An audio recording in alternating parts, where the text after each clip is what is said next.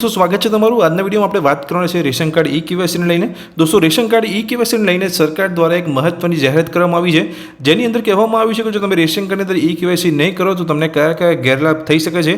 એ શું છે જાહેરાત એ પૂરી આપણે વાત કરીશું। સાથે જાહેરાતની અંદર જણાવવામાં આવી છે એક નવી તારીખ, જે છેલ્લી તારીખ અહીં નક્કી કરવામાં આવી છે, જે રેશન કાર્ડની અંદર તમારે ઈ કેવાયસી કરી લેવાનું છે।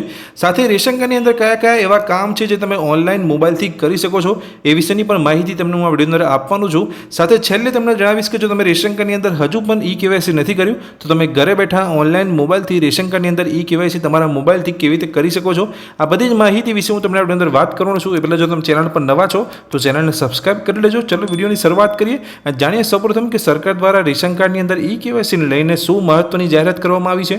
સરકારે સ્પષ્ટપણે જણાવ્યું છે કે જે લાભાર્થીઓ આ સમયમર્યાદામાં ઈ કેવાયસી પૂર્ણ નહીં કરે તેઓને રેશન કાર્ડ હેઠળ મળતા સરકારી લાભો, ખાસ કરીને સબસિડીવાળા અનાજનો જથ્થો બંધ થઈ શકે છે।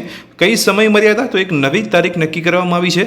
તો એ નવી તારીખ કઈ છે તમે જોઈ શકો છો અહીંયા 30 એપ્રિલ તારીખ અહીંયા નક્કી કરવામાં આવી છે, જે સમયમર્યાદાની અંદર તમારે રેશન કાર્ડની અંદર ઈ કેવાયસી કરી લેવાનું છે। નહીં તો જે તમને અહીંયા રેશન કાર્ડ ઉપર અહીંયા સબસિડીવાળા અનાજનો જે જથ્થો તમને મળે છે તમારું અહીંયા બંધ થઈ શકે છે। તો 30 એપ્રિલ પહેલાં તમારે રેશન કાર્ડની અંદર ઈ કેવાયસી કરી લેવાનું છે। સાથે જે સરકાર દ્વારા અહીંયા બીજી માહિતી આપવામાં આવી છે તમે જોઈ શકો છો, ઈ કેવાયસી દ્વારા સરકાર ખાતરી કરવા માગે છે કે લાભો ફક્ત સાચા અને હયાતી લાભાર્થીઓ સુધી જ પહોંચે। એટલે જે પણ રેશન કાર્ડ અહીંયા ધારકો છે, જે લોકો અહીંયા રેશન કાર્ડની અંદર ઈ કેવાયસી નથી કરાવ્યું, તો જો તે લોકો અહીંયા રેશન કાર્ડની અંદર ઈ કેવાયસી નહીં કરે તો તેવું ગણવામાં આવશે કે તેમનું રેશન કાર્ડ એ બોગસ છે, તે વ્યક્તિએ જે રેશન કાર્ડ બનાવ્યું હતું એ ડુપ્લિકેટ રેશન કાર્ડ છે। તો અહીંયા સરકાર ખાતરી કરવા માગે છે કે જેની પણ જોડે અહીંયા રેશન કાર્ડ છે તે ઓરિજિનલ છે, કોઈ ડુપ્લિકેટ બીજા કોઈના નામ પર અહીંયા રેશન કાર્ડ બનાવેલું નથી। તો એવા રેશન કાર્ડ જે પણ છે અહીંયા બોગસ રેશન કાર્ડ તેને એ બંધ કરવા માગે છે। એટલે અહીંયા રેશન કાર્ડની અંદર જે ઈ કેવાયસી કરવાની જે પ્રોસેસ છે અહીંયા ફરજિયાત કરવામાં આવી છે, તો એ પૂરેપૂરું તમે વાંચી શકો છો કે ઈ કેવાયસી દ્વારા સરકાર ખાતરી કરવા માગે છે કે લાભો ફક્ત સાચા અને હયાતી લાભાર્થીઓ સુધી જ પહોંચે, જેનાથી બોગસ અથવા નિષ્ક્રિય કાર્ડ દૂર કરી શકાય। વધુમાં સરકાર એવું કહેવા માગે છે કે રહેઠાણના પુરાવા તરીકે રેશન કાર્ડનો આપણે ઉપયોગ કરતા આવીએ છીએ। તો બેંક લોન લેતી વખતે, લાયસન્સ બનાવતી વખતે, પાન કાર્ડ બનાવતી વખતે આપણે રહેઠાણના પુરાવા તરીકે રેશન કાર્ડનો ઉપયોગ કરતા આવીએ છીએ। પણ જો તમે રેશન કાર્ડની અંદર ઈ કેવાયસી નહીં કરો તો તમારું રેશન કાર્ડ અહીંયા નિષ્ક્રિય થઈ જશે, અને જો તમારું રેશન કાર્ડ અહીંયા નિષ્ક્રિય થઈ જશે તો તમે રહેઠાણના પુરાવા તરીકે રેશન કાર્ડનો ઉપયોગ નહીં કરી શકો। એટલે અહીંયા વધુમાં સરકારે ઉમેર્યું છે કે તમે જોઈ શકો છો કે તે રહેઠાણના પુરાવા તરીકે bank loan, PAN card, driving licence જેવી સેવાઓ માટે પણ ઉપયોગી છે। એટલા માટે તમે રેશન કાર્ડની અંદર ઈ કેવાયસી કરી લો, તે રીતે અહીંયા કહેવા માંગે છે। ઈ કેવાયસી ના હોવાને કારણે ભવિષ્યમાં આ સેવાઓ મેળવવામાં મુશ્કેલી ઊભી થઈ શકે છે। ઈ કેવાયસી જો તમે નહીં કરો તો તમારું રેશન કાર્ડ અહીંયા નિષ્ક્રિય થઈ શકે છે, તો રેશન કાર્ડ ઉપર મળતા બીજા લાભો પણ તમે અહીંયા નહીં લઈ શકો। સાથે સરકાર દ્વારા અહીંયા વિનંતી કરવામાં આવી છે કે તેઓ તાત્કાલિક પોતાનું અને તેમના પરિવારના તમામ સભ્યોનું રેશન કાર્ડની અંદર ઈ કેવાયસી 30 એપ્રિલની અંદર કરાવી લે। સાથે અહીંયા સરકાર દ્વારા એવી પણ માહિતી આપવામાં આવી છે કે ગુજરાતની અંદર 5 લાખ એવા લોકો છે જે લોકોનું અહીંયા રેશન કાર્ડની અંદર ઈ કેવાયસી બાકી છે। સાથે અહીંયા બીજી પણ ડિટેલ્સ આપી છે કે કયા કયા એવા લોકો છે જે લોકોનું હજુ પણ રેશન કાર્ડની અંદર ઈ કેવાયસી બાકી છે, તેના કારણો પણ તેમને જણાવ્યા છે। તમે જોઈ શકો છો કે વરિષ્ઠ નાગરિકોના કિસ્સામાં વૃદ્ધાવસ્થાને કારણે ફિંગરપ્રિન્ટ મેચ થવામાં સમસ્યા આવે છે।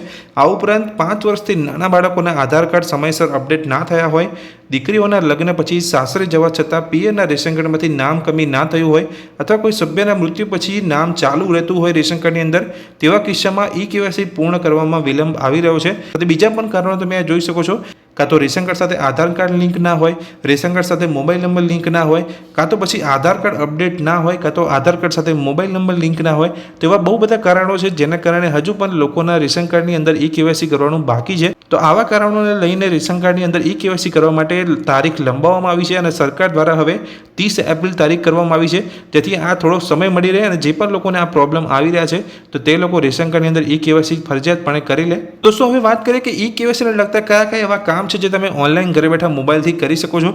તો રેશન કાર્ડમાં જો તમે ઈ કેવાયસી કરવા માંગો છો તો તમે ઓનલાઈન ઘરે બેઠા માય રેશન એપ્લિકેશન પરથી તમે કરી શકો છો, જેની સ્ટેપ બાય સ્ટેપ પ્રોસેસ તમને હું આ વિડીયોમાં જણાવવાનો છું। સાથે નીચે તમે જોઈ શકો છો રેશન કાર્ડમાં મોબાઈલ નંબર લિંક તમે ઓનલાઈન ઘરે બેઠા કરી શકો છો। જો તમારા રેશન કાર્ડ સાથે મોબાઈલ નંબર લિંક નથી તો તમે મોબાઈલ નંબર પણ રેશન કાર્ડમાં લિંક કરી શકો છો ઓનલાઈન ઘરે બેઠા। તેના પર પણ મેં એક અલગ ચેનલ પર વિડીયો બનાવેલો છે, જે જોઈને તમે માહિતી મેળવી શકો છો। સાથે નીચે તમે અહીંયા જોઈ શકો છો રેશન કાર્ડમાંથી કોઈનું નામ કમી ઓનલાઈન કરી શકાય છે। રેશન કાર્ડમાંથી કોઈ પણ એવું વ્યક્તિ હોય જે મૃત્યુ પામેલ હોય કાં તો તેનું લગ્ન થઈ ગયું હોય, તો તેવા વ્યક્તિ જો તમારા રેશન કાર્ડની અંદર રહેલા હોય અને તમે નામ કમી કરવા માગતા હોય તો પણ તમે રેશન કાર્ડમાંથી નામ કમી કરી શકો છો, એ પણ ઓનલાઈન ઘરે બેઠા મોબાઈલથી. તેને લઈને પણ મેં એક વિડીયો ચેનલ પર બનાવેલો છે કે તમે કેવી રીતે ઓનલાઈન ઘરે બેઠા મોબાઈલથી તમારા રેશન કાર્ડમાંથી કોઈ પણ વ્યક્તિનું નામ કમી કેવી રીતે કરી શકો છો.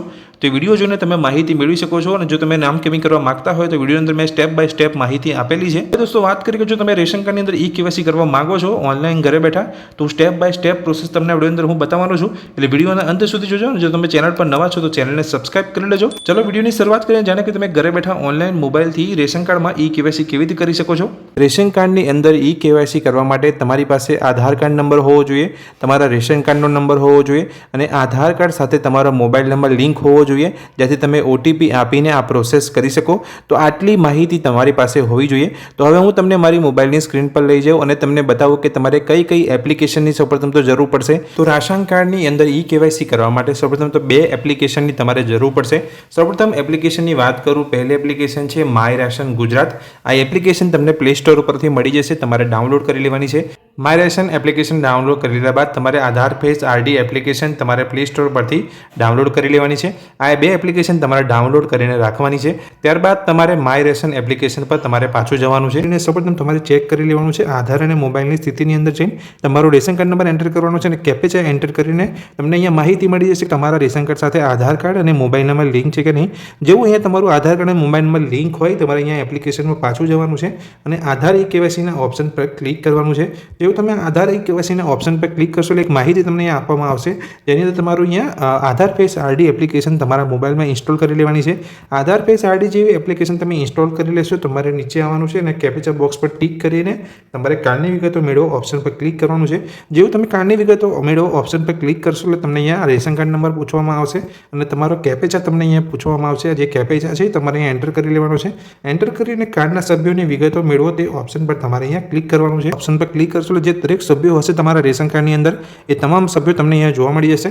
હવે જેનું તમે અહીંયા રેશન કાર્ડની અંદર ઈ-કેવાયસી કરવા માંગો છો એ સભ્યને તમારે અહીંયાથી પસંદ કરી લેવાનો છે.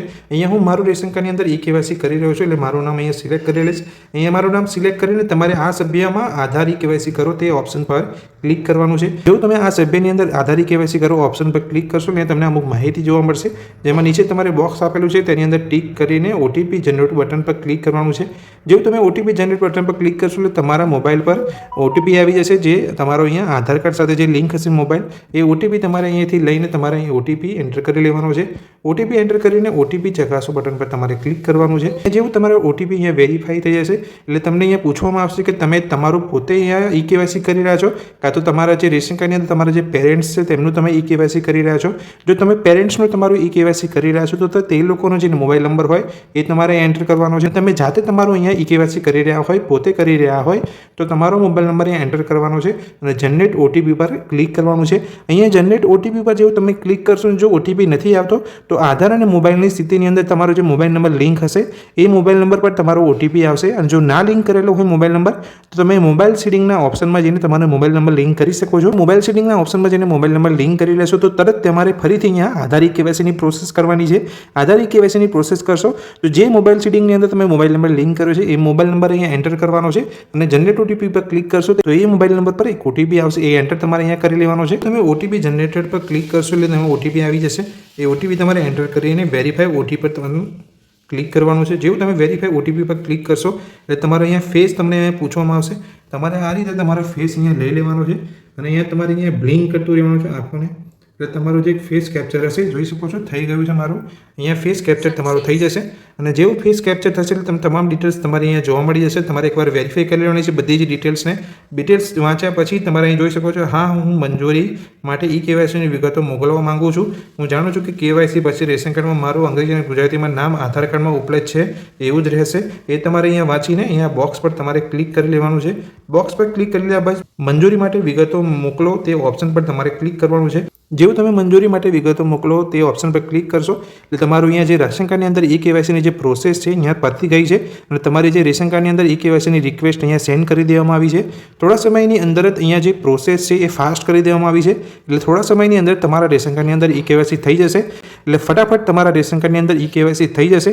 જો તમે હજુ સુધી રેશન કાર્ડની અંદર ઈ કેવાયસી નથી કર્યું તો આ રીતે તમારે ફટાફટ રેશન કાર્ડની અંદર ઈ કેવાયસી કરી લેવાનું છે. શરત માત્ર એટલી છે કે તમારા રેશન કાર્ડ સાથે તમારો મોબાઈલ નંબર અને આધાર કાર્ડ નંબર લિંક હોવો જોઈએ. મોબાઈલ નંબર તો તમે એપ્લિકેશન પરથી જ લિંક કરી શકો છો, પણ જો આધાર કાર્ડ નંબર લિંક ના હોય તો તમારે અહીંયા ગ્રામ પંચાયત કે નગરપાલિકા કે પોસ્ટ ઓફિસમાં જવાનું છે, જેથી તમારું રેશન કાર્ડની અંદર ઈ કેવાયસી ફટાફટ થઈ જશે. તો દોસ્તો આ વિડીયો અંદર મેં તમને માહિતી આપી કે જો તમે રેશન કાર્ડની અંદર ઈ કેવાયસી હજુ બાકી હોય તો તમે હવે ફટાફટ રેશન કાર્ડની અંદર ઈ કેવાયસી કરી શકો છો. બહુ પ્રોસેસને શોર્ટ કરી દેવામાં આવી છે. ટૂંક સમયની અંદર તમારું અહીંયા ઈ કેવાયસી યસ લખાઈને આવી જશે સ્ટેટસની અંદર. તો આ વિડીયો જો તમને ગમે હોય તો વિડીયોને લાઇક કરજો. ચેનલ પર નવા છો તો ચેનલને સબસ્ક્રાઇબ કરી લેજો. Thank you.